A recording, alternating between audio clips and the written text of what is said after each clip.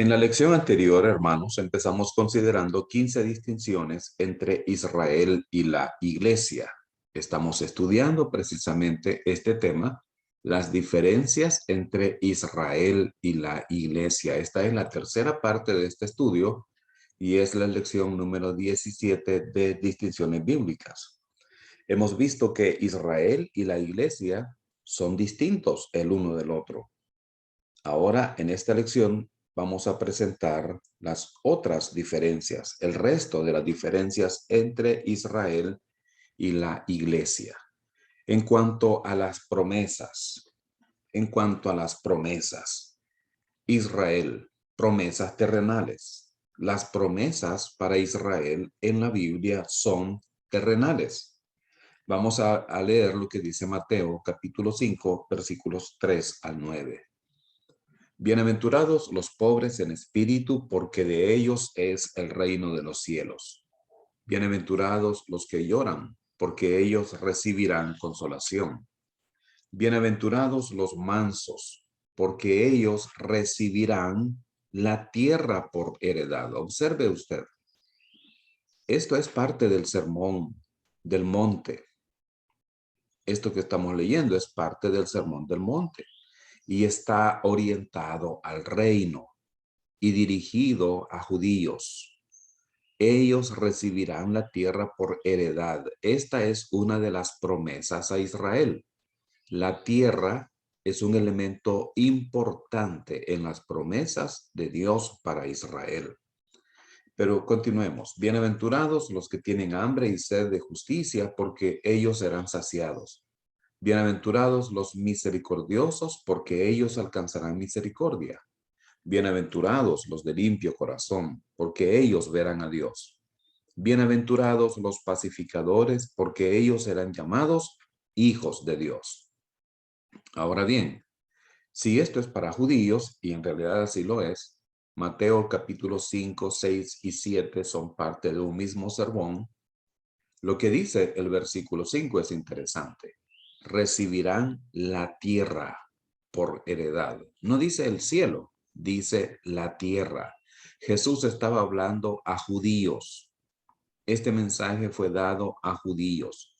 Entonces, esta es una de las promesas a Israel. En cuanto a la iglesia, las promesas son celestiales. Israel tiene promesas terrenales, pero la iglesia tiene promesas celestiales. La orientación de la iglesia es celestial. Nuestra ciudadanía está en el cielo. Nuestro Salvador está en el cielo. Nuestra esperanza está en el cielo y nuestra herencia está en el cielo. Filipenses 3:20 dice, mas nuestra ciudadanía está en los cielos, de donde también esperamos al Salvador, al Señor Jesucristo. Colosenses 1:5, a causa de la esperanza que os está guardada en los cielos, de la cual ya habéis oído por la palabra verdadera del Evangelio. La esperanza que os está guardada en los cielos. Primera de Pedro 1:3-4. Bendito el Dios y Padre de nuestro Señor Jesucristo, que según su grande misericordia nos hizo renacer para una esperanza viva, por la resurrección de Jesucristo de los muertos, para una herencia incorruptible, incontaminada e inmarcesible, reservada en los cielos para vosotros. Esta es la razón por qué Dios nos exhorta a buscar las cosas de arriba, donde está Cristo sentado a la diestra de Dios, porque nuestras promesas están allá. Otra diferencia entre Israel y la iglesia es en relación con el Antiguo Testamento. Israel revelado en el Antiguo Testamento. Israel fue revelado en el Antiguo Testamento. Después de Génesis 12, el programa de Dios para la humanidad estaba centrado en Israel y su plan por su pueblo escogido. A partir de Génesis 12 vemos a Abraham y la historia del pueblo de Israel.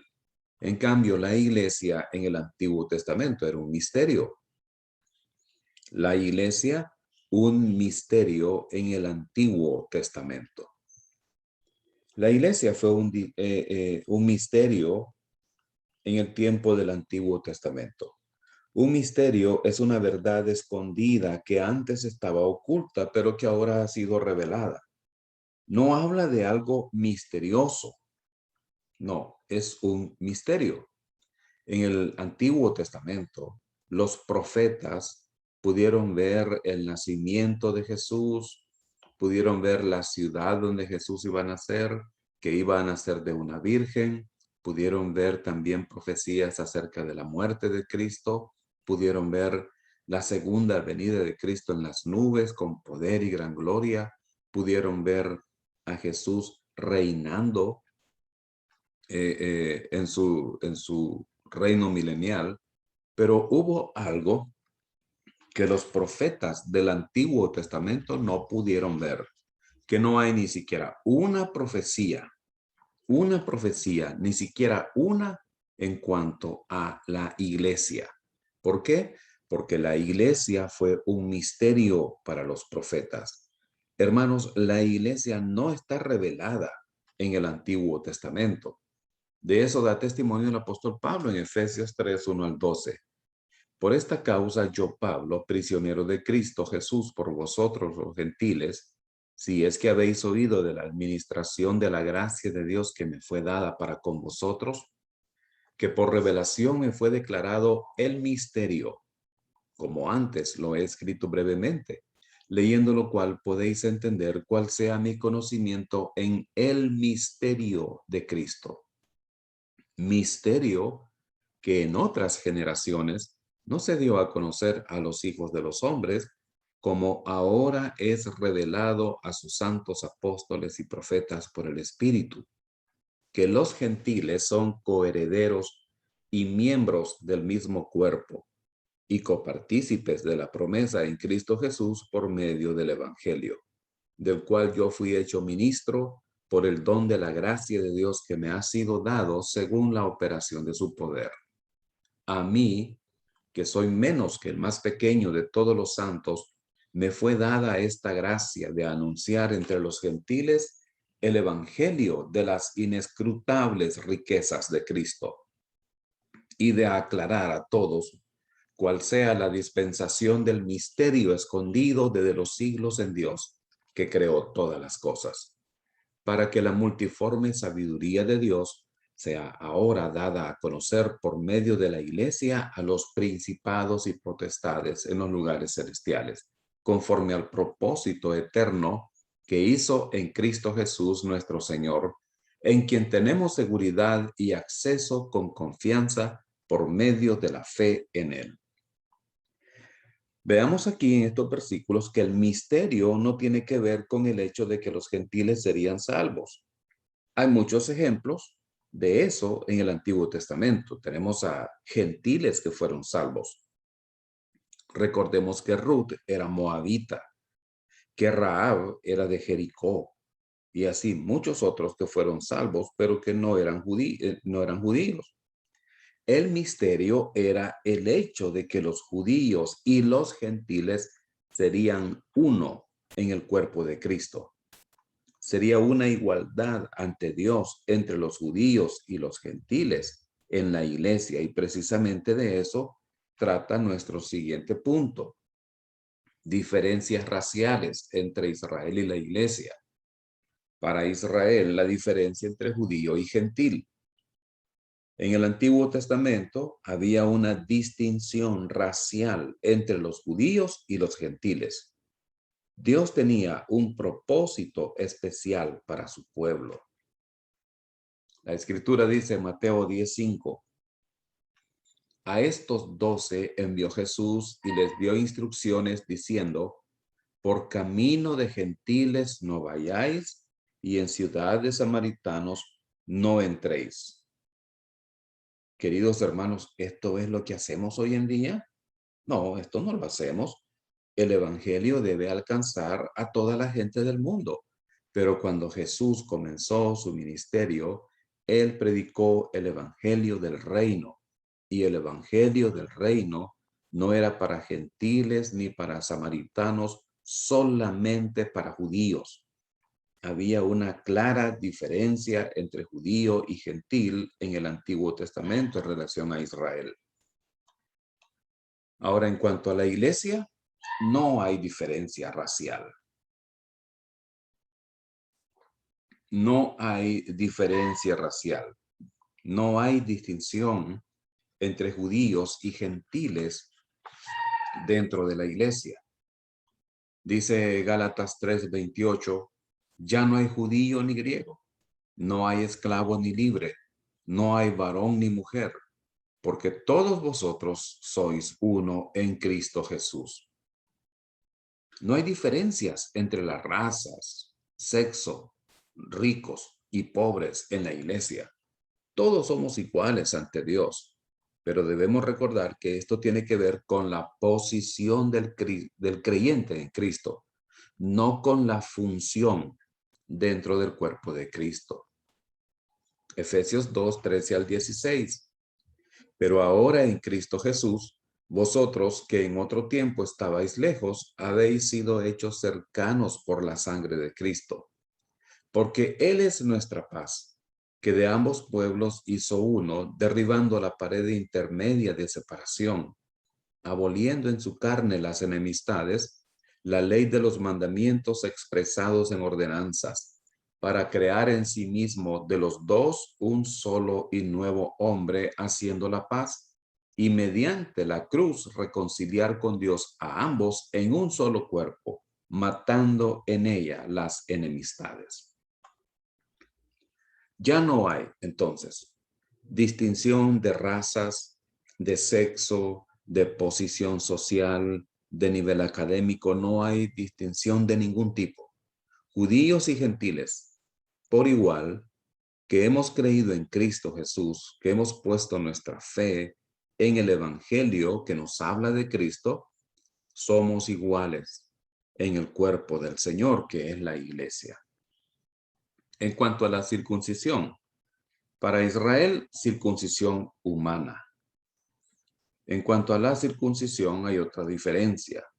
Vemos circuncisión humana. La circuncisión involucraba entonces la señal del pacto que Dios había hecho con Abraham. En Génesis 17:9-14 leemos, dijo de nuevo Dios a Abraham, en cuanto a ti, guardarás mi pacto, tú y tu descendencia después de ti por sus generaciones. Este es mi pacto, que guardaréis entre mí y vosotros y tu descendencia después de ti. Será circuncidado todo varón de entre vosotros. Circuncidaréis pues la carne de vuestro prepucio y será por señal del pacto entre mí y vosotros. Y de edad de 8 días será circuncidado todo varón entre vosotros por vuestras generaciones, el nacido en casa y el comprado por dinero a cualquier extranjero que no fuere de tu linaje. Debe ser circuncidado el nacido en tu casa y el comprado por tu dinero. Y estará mi pacto en vuestra carne por pacto perpetuo. Y el varón incircunciso, el que no hubiere circuncidado la carne de su prepucio, aquella persona será cortada de su pueblo. Ha violado mi pacto. Entonces vemos, queridos hermanos, que, perdón, esta circuncisión en la carne era una señal visible del pacto que Dios había hecho con Abraham.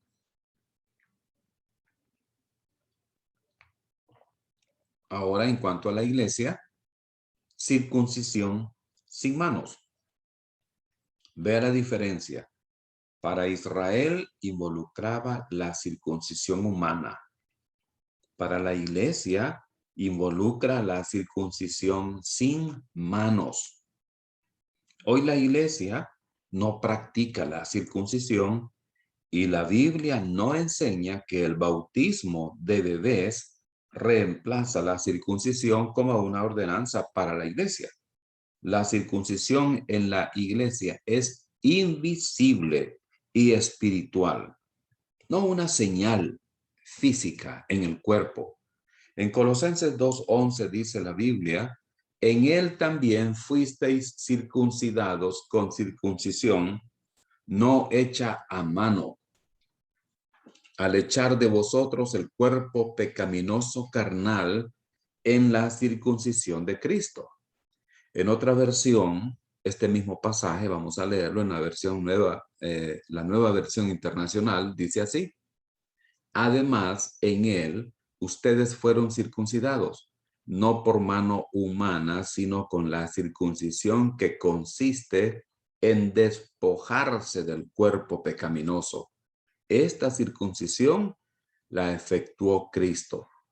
Así que podemos decir los creyentes que somos circuncidados, pero no físicamente, sino espiritualmente, a diferencia de cómo lo son o lo fueron los judíos. Veamos entonces otra diferencia entre Israel y la iglesia. En cuanto a la tribulación, Israel experimentará la tribulación.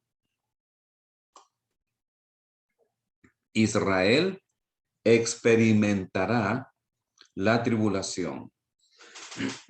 Durante la tribulación, Dios va a reanudar su programa para Israel.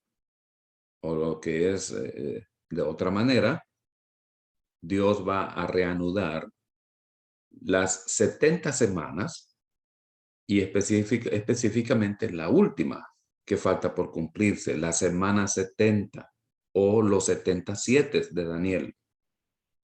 Durante este tiempo, muchos judíos serán salvos.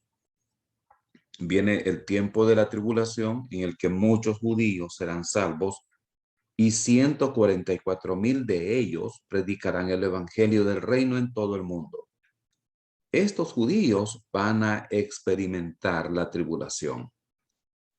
Nosotros estamos en el tiempo de la iglesia, estamos en la edad de la iglesia. La iglesia será sacada de la tierra. Los creyentes que ya hayan muerto serán resucitados con cuerpos glorificados y los creyentes que estén vivos serán transformados también en cuerpos glorificados. Después de esto viene la tribulación que durará 7 años sobre la tierra. Israel va a pasar a través de la tribulación.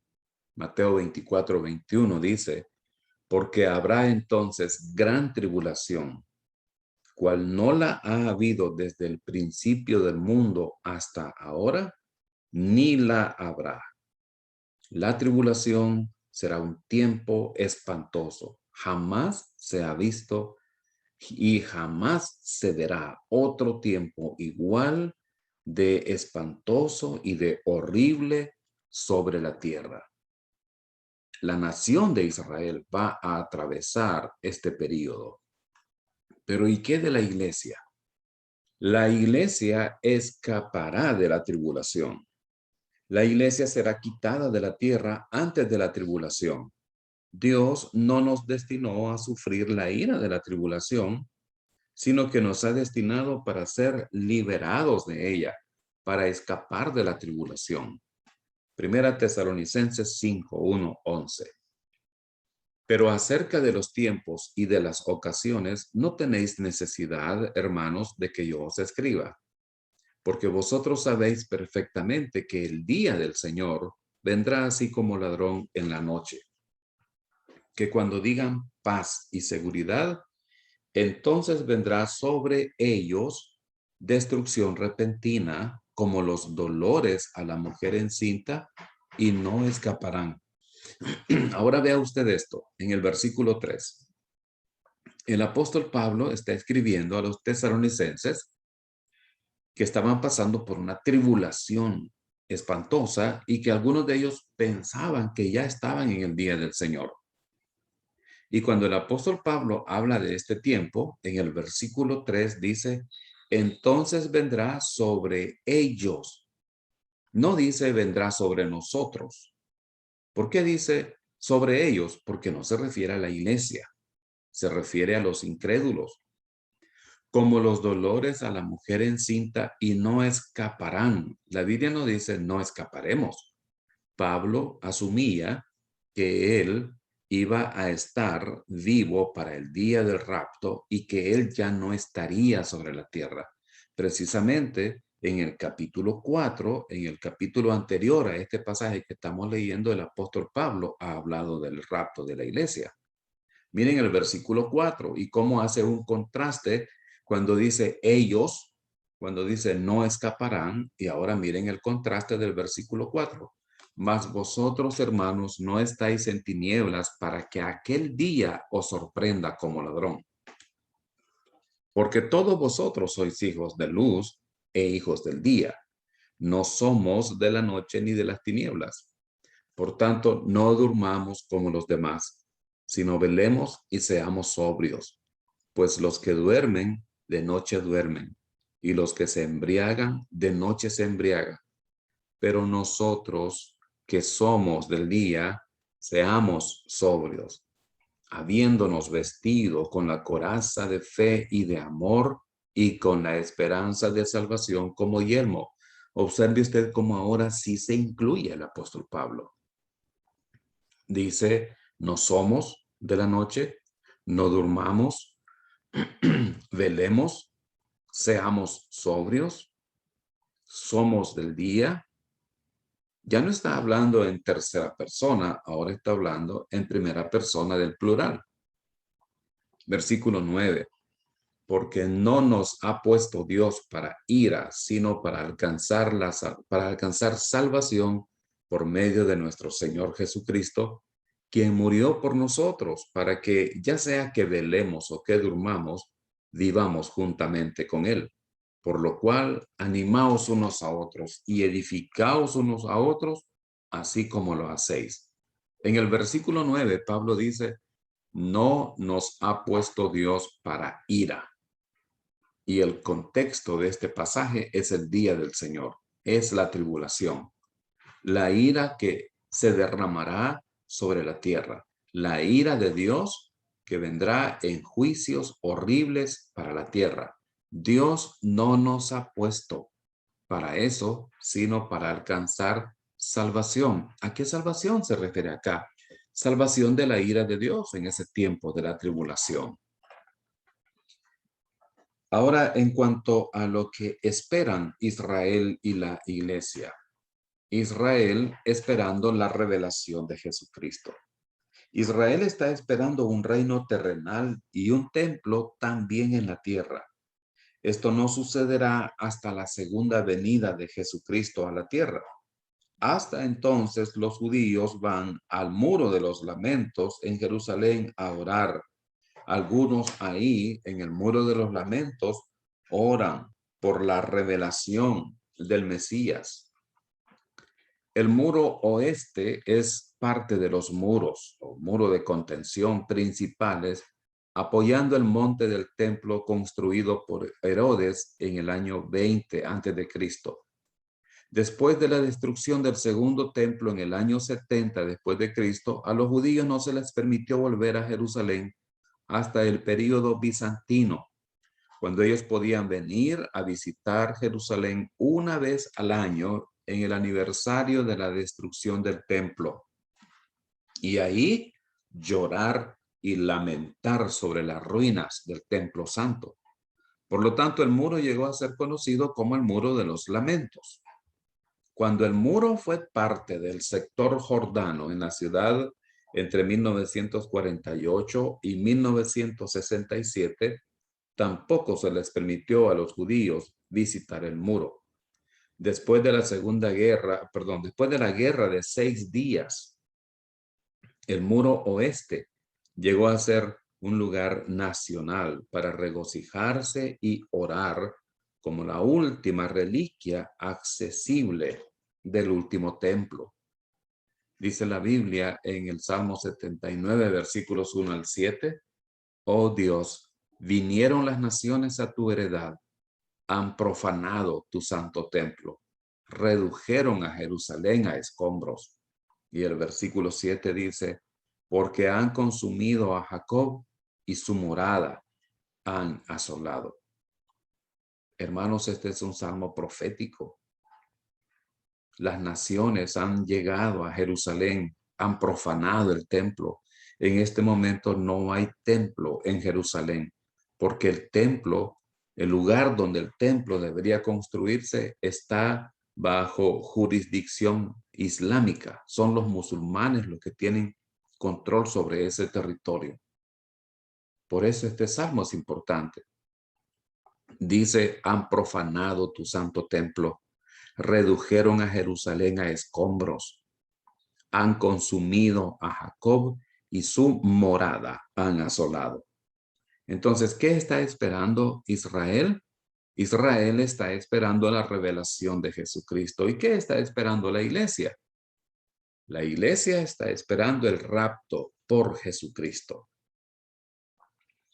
La iglesia no está esperando un reino terrenal y un templo en la tierra también. Está esperando al Salvador que ha de venir del cielo para llevarnos con él. Esto se conoce como el arrebatamiento, que sucederá antes del comienzo de la tribulación, 7 años antes de su segunda venida. La edad de la iglesia terminará con el rapto de la iglesia. Tito 2:13 dice, aguardando la esperanza bienaventurada y la manifestación gloriosa de nuestro gran Dios y Salvador Jesucristo. ¿Qué estamos esperando los creyentes? ¿Qué estamos aguardando?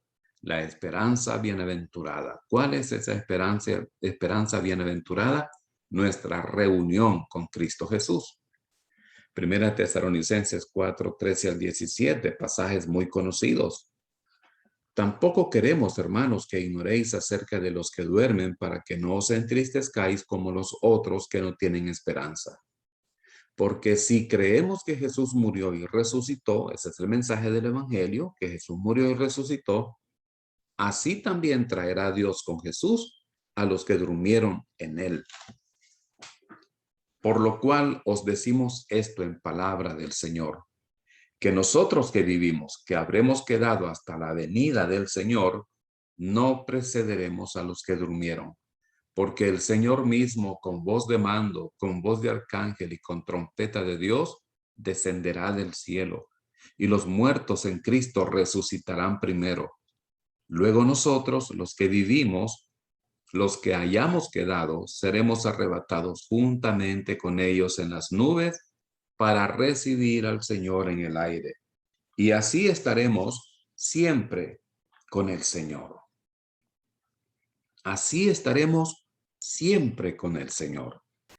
Lo que estamos esperando nosotros, queridos hermanos, es el momento en que Cristo nos saque de esta tierra, nos arrebate de acá, nos tome de esta tierra y nos lleve a su presencia. Veamos otra diferencia en cuanto a Israel y la iglesia, y ahora hablemos de su origen. Ya hablamos de esto en el comienzo de estos estudios. Israel comenzó con Abraham. Israel comenzó cuando Dios llamó a Abraham fuera de Ur de los Caldeos e hizo promesas espectaculares a Abraham. Dice Génesis 12:1-3, pero Jehová había dicho a Abraham, vete de tu tierra y de tu parentela y de la casa de tu padre a la tierra que te mostraré. Y haré de ti una nación grande, y te bendeciré, y engrandeceré tu nombre, y serás bendición. Bendeciré a los que te bendijeren, y a los que te maldijeren maldeciré, y serán benditas en ti todas las familias de la tierra. Aquí está el comienzo de la nación de Israel, con Abraham, con el llamamiento a Abraham. ¿Cuándo comenzó la iglesia? La iglesia comenzó en Pentecostés.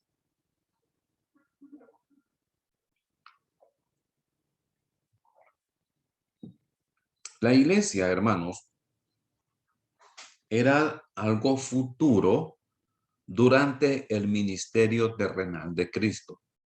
No podemos decir que la iglesia comenzó con Cristo, sino que comenzó después de que Cristo muriera fuera sepultado, resucitara y ascendiera al cielo. Comenzó en Pentecostés. Vean lo que dice Mateo 16:18 y recuerden que estas son palabras de Jesús. Y yo también te digo que tú eres Pedro, y sobre esta roca edificaré. Es tiempo futuro. El verbo edificar está en el tiempo futuro. Edificaré mi iglesia. Y las puertas del Hades no prevalecerán contra ella. La iglesia comenzó en el día de Pentecostés. Lo sabemos porque fue ese día cuando comenzó el bautismo del Espíritu Santo en los creyentes. El bautismo del Espíritu Santo es el medio por el cual las personas son añadidas a la iglesia. También sabemos que fue aquí cuando el Señor comenzó a añadir a la iglesia a los que iban siendo salvos. Dice Hechos 2:47, alabando a Dios y teniendo favor con todo el pueblo. Y el Señor añadía cada día a la iglesia los que habían de ser salvos.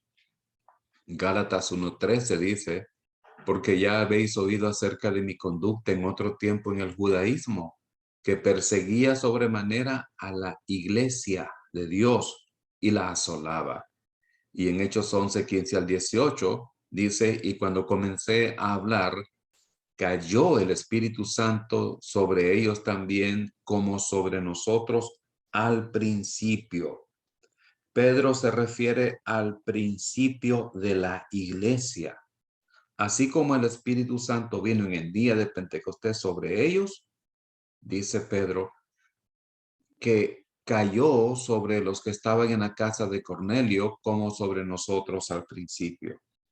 Entonces me acordé de lo dicho por el Señor cuando dijo, Juan ciertamente bautizó en agua, mas vosotros seréis bautizados con el Espíritu Santo. Si Dios pues les concedió también el mismo don que a nosotros que hemos creído en el Señor Jesucristo, ¿quién era yo que pudiese estorbar a Dios? Entonces, oídas estas cosas, callaron y glorificaron a Dios, diciendo, de manera que también a los gentiles ha dado Dios arrepentimiento para vida. Veamos otras diferencias. El rechazo versus la recepción. Israel rechazó a Cristo. Israel rechazó a su Mesías. El Mesías vino a ellos, pero ellos no le recibieron. En Hechos 2:22-24, Pedro está predicando en el día de Pentecostés y dice esto. Varones israelitas, observe con quiénes está hablando Pedro. ¿A quiénes les está hablando? Varones israelitas. Oíd estas palabras. Jesús Nazareno, varón aprobado por Dios entre vosotros con las maravillas, prodigios y señales que Dios hizo entre vosotros por medio de él, como vosotros mismos sabéis, a este, entregado por el determinado consejo y anticipado conocimiento de Dios, prendisteis y matasteis por manos de inicuos crucificándole, al cual Dios levantó sueltos los dolores de la muerte, por cuanto era imposible que fuese retenido por ella. Claramente el apóstol Pedro está acusando a los israelitas de haber prendido y matado al Señor, porque Israel rechazó a su Mesías cuando vino. Y más adelante dice, en el versículo 36, sepa pues ciertísimamente toda la casa de Israel que a este Jesús a quien vosotros crucificasteis, Dios le ha hecho Señor y Cristo. La iglesia recibió a Cristo. La iglesia recibió a Cristo. Israel rechazó a Cristo, la iglesia recibió a Cristo. Siempre en Hechos capítulo 2, versículo 41 dice, así que los que recibieron su palabra fueron bautizados y se añadieron aquel día como 3,000 personas. Primera Tesalonicenses 2:13.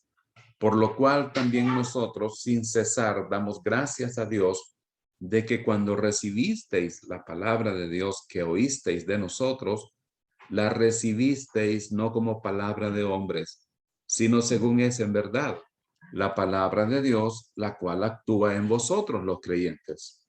Y en Juan 1, 11 al 12 dice, a los suyos vino y los suyos no le recibieron. Mas a todos los que le recibieron, a los que creen en su nombre, les dio potestad de ser hechos hijos de Dios. Cristo vino a su propio pueblo Israel, pero no le recibieron, sino que le rechazaron. Por el contrario, los gentiles lo recibieron y Dios les dio el derecho, la potestad de llegar a ser hijos por creer en su nombre. Veamos otra diferencia entre Israel y la iglesia. Una nación versus muchas naciones. Israel involucra una nación. Israel involucra una nación. En el Salmo 147, 19 al 20 dice, ha manifestado sus palabras a Jacob, sus estatutos y sus juicios a Israel. No ha hecho así con ninguna otra de las naciones. Y en cuanto a sus juicios, no los conocieron. Aleluya. Israel es una nación. Es muy claro en la Biblia. En cuanto a la iglesia involucra muchas naciones. Israel es un país, es una etnia, es una nación, pero la iglesia involucra muchas naciones. Por eso cuando Jesús mandó a predicar a sus discípulos, les dijo en el versículo 18, toda potestad me es dada en el cielo y en la tierra. Por tanto, id y haced discípulos a todas las naciones, bautizándolos en el nombre del Padre y del Hijo y del Espíritu Santo, enseñándoles que guarden todas las cosas que os he mandado, y he aquí yo estoy con vosotros todos los días hasta el fin del mundo. Jesús mandó a predicar y a hacer discípulos a todas las naciones. Diferencia número 25 entre Israel y la iglesia. Una mezcla de personas versus un pueblo. Israel es una mezcla de personas. ¿Qué significa eso? Que Israel involucra creyentes y no creyentes. Debido a que Israel es una entidad nacional, está compuesta por creyentes y por no creyentes. Dice Romanos capítulo 9, versículos 6 al 8. No que la palabra de Dios haya fallado, porque no todos los que descienden de Israel son israelitas, ni por ser descendientes de Abraham son todos hijos, sino en Isaac te será llamada descendencia. Esto es, no los que son hijos según la carne son los hijos de Dios, sino los que son hijos según la promesa son contados como descendientes. Lo que Pablo está diciendo acá es que en Israel hay tanto incrédulos como creyentes. Los hijos de Dios son aquellos que han puesto su fe en el Señor, hablando de israelitas, hablando de judíos. Pero también hay judíos que no son creyentes. Entonces en Israel vemos una mezcla de personas, creyentes y no creyentes. ¿Sucede lo mismo con la iglesia? No. En la iglesia hay solo creyentes. Solo creyentes en la verdadera iglesia. En cuanto a Israel, es una nación donde hay creyentes y no creyentes, pero en la iglesia no existe eso. Iglesia solo creyentes. Aún los creyentes, aún los corintios, a los que Pablo le dice que eran carnales y que tenían muchos problemas espirituales, ellos eran santos. Dice 1 Corintios 1:2, a la iglesia de Dios que está en Corinto, a los santificados en Cristo Jesús, llamados a ser santos con todos los que en cualquier lugar invocan el nombre de nuestro Señor Jesucristo, Señor de ellos y nuestro. Aún los creyentes carnales son creyentes, son salvos. No existe tal cosa como decir que la iglesia está compuesta por creyentes y no creyentes. Si no es creyente, si no ha puesto su fe en Cristo, no es parte de la iglesia. en cuanto a su relación con Dios. Israel fuera del favor de Dios. Esto se dio desde el año 70 después de Cristo, con la destrucción de Jerusalén. Dios declaró que él había puesto temporalmente a un lado a la nación de Israel. Estamos hablando de temporalmente. La iglesia disfruta de las bendiciones de Dios. Aunque ahora Israel se encuentra en desobediencia, la iglesia está disfrutando de las bendiciones de Dios. Efesios 1:1-3 dice: Pablo, apóstol de Jesucristo por la voluntad de Dios, a los santos y fieles en Cristo Jesús que están en Éfeso. Gracia y paz a vosotros de Dios, nuestro Padre, y del Señor Jesucristo. Bendito sea el Dios y Padre de nuestro Señor Jesucristo, que nos bendijo con toda bendición espiritual en los lugares celestiales en Cristo. La iglesia disfruta de todas las bendiciones de Dios. En cuanto a la tierra, para Israel la tierra fue prometida. Hermanos, la promesa para Israel es la tierra. Es la tierra. Génesis 15:18 dice: En aquel día hizo Jehová un pacto con Abraham diciendo: a tu descendencia daré esta tierra, desde el río de Egipto hasta el río grande, el río Éufrates. ¿Cómo debemos entender aquí la palabra tierra? ¿Como algo espiritual? ¿Como algo simbólico? No, literalmente es una tierra. Río de Egipto es un río, literal. El río Éufrates no es algo espiritual, es algo literal. Entonces, la promesa de Dios para Israel nunca fue el cielo, es la tierra.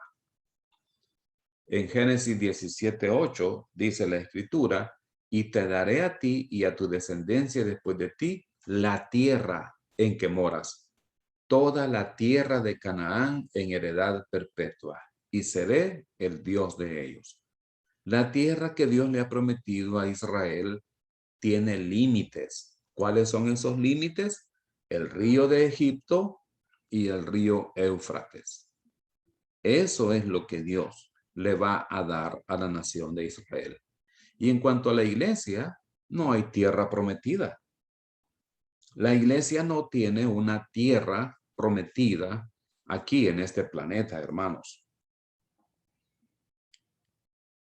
Así que no estemos peleando por tierra, ¿no? Porque no nos ha prometido Dios nunca una tierra. Veamos lo que dice la Escritura en 1 Corintios 2:9-11. Mas vosotros sois linaje escogido, real sacerdocio, nación santa, pueblo adquirido por Dios, para que anunciéis las virtudes de aquel que os llamó de las tinieblas a su luz admirable. Vosotros que en otro tiempo no erais pueblo, pero que ahora sois pueblo de Dios, que en otro tiempo no habíais alcanzado misericordia, pero ahora habéis alcanzado misericordia. Amados, yo os ruego como a extranjeros y peregrinos que os abstengáis de los deseos carnales que batallan contra el alma. En este pasaje los creyentes son llamados extranjeros y peregrinos. No tenemos una identidad terrenal, sino una identidad celestial. En cuanto a su relación con Dios, Israel puesto a un lado temporalmente. Temporalmente Dios ha suspendido su programa para Israel y en el presente está edificando su iglesia. Pero hermanos, tengamos presente que Israel ha sido puesto a un lado temporalmente, no permanentemente. Dice Romanos 11:1-2. Digo pues, ¿ha desechado Dios a su pueblo? En ninguna manera, porque también yo soy israelita de la descendencia de Abraham, de la tribu de Benjamín. No ha desechado Dios a su pueblo, al cual desde antes conoció. Y más adelante en el versículo 25 y 26 dice: porque no quiero, hermanos, que ignoréis este misterio, para que no seáis arrogantes en cuanto a vosotros mismos, que ha acontecido a Israel endurecimiento en parte Esto aquí, endurecimiento en parte, la mejor traducción es endurecimiento temporal, hasta que haya entrado la plenitud de los gentiles. Y luego todo Israel será salvo, como está escrito. Vendrá de Sión el libertador, que apartará de Jacob la impiedad. La iglesia injertada en el presente. Israel ha sido puesto a un lado temporalmente, pero la iglesia ha sido injertada. La iglesia ha sido injertada recibiendo bendiciones espirituales de Dios. Romanos 11, 17 al 20 dice, pues si algunas de las ramas fueron desgajadas y tú, siendo olivo silvestre, has sido injertado en lugar de ellas y has sido hecho participante de la raíz y de la rica savia del olivo, no te jactes contra las ramas. Y si te jactas, sabe que no sustentas tú a la raíz, sino la raíz a ti. Pues las ramas, dirás, fueron desgajadas para que yo fuese injertado. Bien, por su incredulidad fueron desgajadas, pero tú por la fe estás en pie. No te ensoberbezcas, sino teme. La iglesia ha sido injertada en el buen olivo, en la nación de Israel, que tiene su origen en el pacto que Dios hizo con Abraham, donde estamos también los gentiles incluidos, cuando dice la Escritura, en ti serán benditas todas las naciones de la tierra. Ahora bien, nosotros somos ramas del olivo silvestre, pero hemos sido injertados en el buen olivo, que tiene su raíz y que tiene su fundamento en el pacto que Dios hizo con Abraham. Su relación con Dios. Israel tenía leyes dietéticas especiales. Vemos en Levítico 11 una cantidad de animales que se podían comer y otros que no se podían comer. Ellos tenían sus leyes dietéticas especiales. Leamos un poco acerca de esto. Levítico 11, 1 al 8. Habló Jehová a Moisés y a Aarón diciéndoles, hablad a los hijos de Israel y decidles, estos son los animales que comeréis de entre todos los animales que hay sobre la tierra. De entre los animales, todo el que tiene pezuña hendida y que rumia, este comeréis. Pero de los que rumian o que tienen pezuña, no comeréis. No comeréis estos. El camello, porque rumia, pero no tiene pezuña hendida, lo tendréis por inmundo. También el conejo, porque rumia, pero no tiene pezuña, lo tendréis por inmundo. Asimismo la liebre, porque rumia, pero no tiene pezuña, la tendréis por inmunda. También el cerdo, porque tiene pezuñas y es de pezuñas hendidas, pero no rumia, lo tendréis por inmundo. De la carne de ellos no comeréis, ni tocaréis su cuerpo muerto. Los tendréis por inmundos. En cuanto a la iglesia, puede comer de todo con acción de gracias. La iglesia puede comer de todo con acción de gracias. ¿Recuerdan que el apóstol Pablo tuvo una visión en la que vio un lienzo con toda clase de animales inmundos? Dice la Biblia en Hechos 10, 9 al 16. Al día siguiente, mientras ellos iban por el camino y se acercaban a la ciudad, Pedro subió a la azotea para orar cerca de la hora sexta. Y tuvo gran hambre y quiso comer, pero mientras le preparaban algo le sobrevino un éxtasis y vio el cielo abierto y que descendía algo semejante a un gran lienzo que atado de las 4 puntas era bajado a la tierra, en el cual había de todos los cuadrúpedos terrestres y reptiles y aves del cielo. Y le vino una voz, levántate, Pedro, mata y come. Entonces Pedro dijo, Señor, no, porque ninguna cosa común o inmunda he comido jamás. Volvió la voz a él la segunda vez. Lo que Dios limpió, no lo llames tú común. Esto se hizo 3 veces y aquel lienzo volvió a ser recogido en el cielo. Así que Pedro está viendo en una visión toda clase de animales que no deberían comer como judío, pero Dios le dice, lo que Dios limpió, no lo llames tú inmundo. Ya no hay entonces dietas específicas para la iglesia. Por eso dice Colosenses 2, 16 al 17. Por tanto, nadie os juzgue en comida o en bebida, o en cuanto a día de fiesta, luna nueva o día de reposo, todo lo cual es sombra de lo que ha de venir, pero el cuerpo es de Cristo. Y en 1 Timoteo 4, 4 al 5 dice, porque todo lo que Dios creó es bueno, y nada es de desecharse si se toma con la acción de gracias, porque por la palabra de Dios y por la oración es santificado. Obviamente, si algo nos hace daño, si algo nos ha prohibido el doctor comer, pues no lo comamos por asuntos de salud.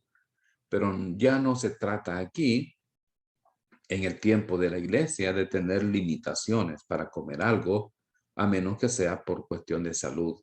Los creyentes somos libres para comer, podemos orar, dar gracias a Dios y luego comer sin ninguna culpabilidad. Veamos en cuanto a los días festivos especiales. Israel tenía días festivos especiales. Israel tenía días festivos especiales. En muchos pasajes de la Escritura vemos nosotros el establecimiento de estos días de fiesta que tenía la nación de Israel. Éxodo 20, 8 al 11 dice, acuérdate del día de reposo para santificarlo. 6 días trabajarás y harás toda tu obra. Mas el séptimo día es reposo para Jehová tu Dios. No hagas en él obra alguna, tú, ni tu hijo, ni tu hija, ni tu siervo, ni tu criada, ni tu bestia, ni tu extranjero que está dentro de tus puertas. Porque en 6 días hizo Jehová los cielos y la tierra, el mar y todas las cosas que en ellos hay. Y reposó en el séptimo día. Por tanto, Jehová bendijo el día de reposo y lo santificó. Aquí tenemos las 7 fiestas judías. La fiesta del sábado, la fiesta de la Pascua, la fiesta de las primicias, la fiesta de las semanas, la fiesta de las trompetas, la fiesta de la expiación y la fiesta de los tabernáculos o enramadas. ¿Cuál de estas fiestas debe celebrar la iglesia? ¿Cuál de estas fiestas fue dada como una orden para que la celebrara la iglesia? Hermanos, ninguna de ellas. Aquí está la diferencia entonces. La iglesia no tiene días festivos especiales. El domingo no es un día de fiesta. El domingo no ha sustituido al sábado. El sábado sigue existiendo. Algunos hacen mucho énfasis en el sábado y dicen que el domingo lo hemos tomado los creyentes como sustituto del sábado. De ninguna manera. El sábado fue una orden dada, un mandamiento dado a la nación de Israel, no a la iglesia. Así que para la iglesia todos los días son iguales porque nuestro reposo no es un día, es una persona, es Cristo Jesús. Colosenses 2, 16 al 17 dice, por tanto, nadie os juzgue en comida o en bebida o en cuanto a días de fiesta, luna nueva o días de reposo, todo lo cual es sombra de lo que ha de venir, pero el cuerpo es de Cristo. Y Gálatas 4, 8 al 10 dice, ciertamente en otro tiempo, no conociendo a Dios, servíais a los que por naturaleza no son dioses. Mas ahora, conociendo a Dios, o más bien siendo conocidos por Dios, ¿cómo es que os volvéis de nuevo a los débiles y pobres rudimentos, a los cuales os queréis volver a esclavizar? ¿Guardáis los días, los meses, los tiempos y los años? Pablo está diciendo, ya no vuelvan a someterse, a esclavizarse a esas cosas, porque no son parte de la iglesia. Entonces, queridos hermanos, en total hemos observado 30 distinciones bíblicas entre Israel y la iglesia. Para clarificar aún más, consideremos el uso de la palabra Israel en el Nuevo Testamento. Vamos a hacer varias cosas acá. Hermanos, la iglesia no es el Israel espiritual, e Israel no ha sido reemplazado por la iglesia. Dios ha hecho promesas incondicionales a Israel que han de ser cumplidas. Dios es fiel y un día Él cumplirá todas sus promesas a la iglesia. Gracias a Dios por este estudio precioso que hemos podido realizar. Gracias al Señor por su palabra. Oremos. Te damos gracias, amado Señor, por este estudio de tu palabra. Gracias por la claridad con la que las Escrituras nos enseñan todas estas cosas. Bendícenos y permítenos seguir aprendiendo más de ti. En el nombre de Jesús te damos gracias. Amén.